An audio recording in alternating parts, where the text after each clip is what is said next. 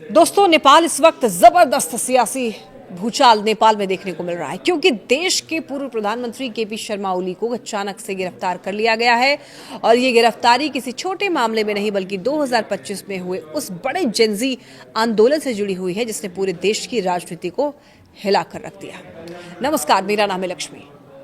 देखिए, पुलिस के मुताबिक ओली को उनके घर से हिरासत में लिया गया है और उनके साथ उस समय के गृह मंत्री रमेश लेखाक को भी गिरफ्तार कर लिया गया है, क्योंकि आरोप यह है कि इन नेताओं ने उस आंदोलन के दौरान हुई हिंसा को रोकने में लापरवाही बरती, जिसके चलते 70 से ज्यादा लोगों की मौत हो गई थी और सैकड़ों लोग घायल हुए थे। ये वही आंदोलन था जिसमें नेपाल के युवाओं यानी जेन जी ने भ्रष्टाचार, बेरोजगारी और सिस्टम के खिलाफ सड़कों पर उतरकर सरकार को सीधी चुनौती दी थी और हालात इतने ज्यादा बिगड़ गए थे कि सरकार तक गिर गई थी।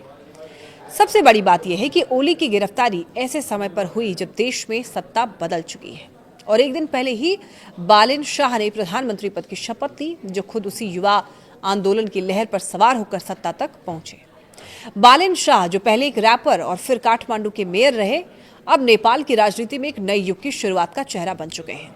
और उनकी सरकार ने यह साफ संकेत दिया है कि वो पुराने मामलों में जवाबदेही तय करेगी। और यही वजह है कि एक जांच आयोग की सिफारिश के बाद ओली के खिलाफ कार्रवाई की गई, जिसमें यह कहा गया था कि उन्होंने प्रदर्शन के दौरान हिंसा रोकने के लिए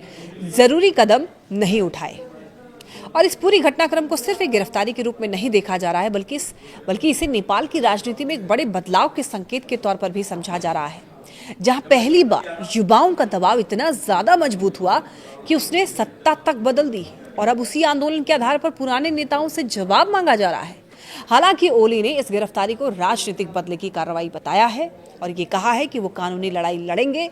लेकिन सच्चाई ये है कि नेपाल में अब राजनीति का पूरा नैरेटिव ही बदल चुका है। पुरानी पीढ़ी और नई जेनजी के बीच सीधी टक्कर देखने को मिल रही है। आने वाले दिनों में ये मामला और बड़ा रूप ले सकता है, क्योंकि अगर जांच आगे बढ़ती है और अगर दोष साबित हो जाते हैं तो ये सिर्फ एक नेता की गिरफ्तारी नहीं बल्कि पूरे सिस्टम के लिए एक मिसाल बन सकता है।